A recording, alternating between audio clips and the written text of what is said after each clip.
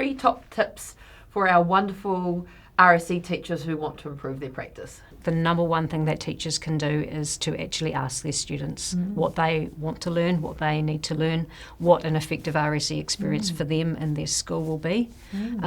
So I can't, say you need to cover these topics and this is how you need to teach, this is what you need to do, because it's going to be unique to every single class, every single group of young people in every single classroom in the country. I think that's a really good point. No matter where you are in your teaching journey, I think it was valuable to go and observe other teachers, whether that be in your school or colleagues in other schools nearby. And I think also quality communication home. So whether that be the 2 yearly consultation or just, more regular communication with the home around what's being taught. I think that last part is really important because, again, from all my research with parents, that's what it kept coming back to. They are really supportive of RSE.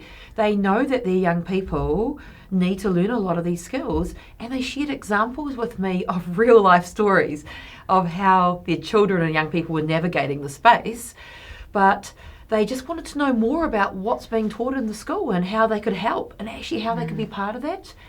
And it's not easy to consult with communities. We know that. Both you and I have experienced that. But once you actually start those conversations, it's amazing what you find out, isn't it? And they become very supportive parents. Yeah, that's right. And I think it's really valuable for parents to know when this content's being covered in health education so that they can open that conversation at home.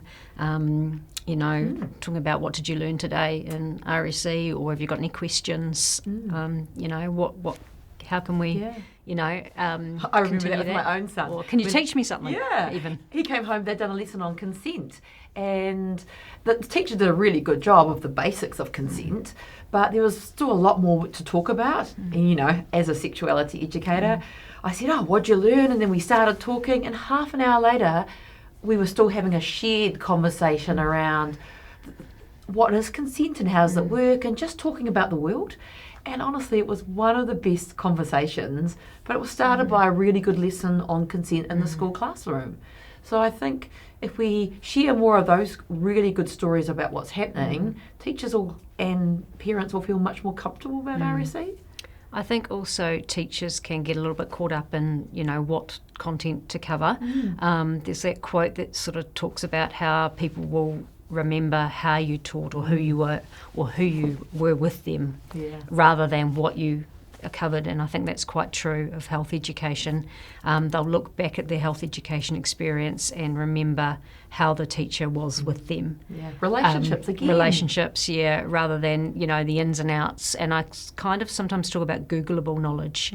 And young people do have, information at their fingertips these days. So it's not really so incumbent on the teacher to know everything. That's such a cool point, because this young person I was working with said that their father didn't know about gender diversity or gender pronouns but wanted to learn.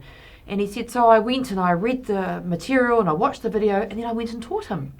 So again, parents often learn more from their children than they can teach them, and vice versa in the school context for educators. We don't need to know all the answers, and we can't keep up with everything, neither can parents.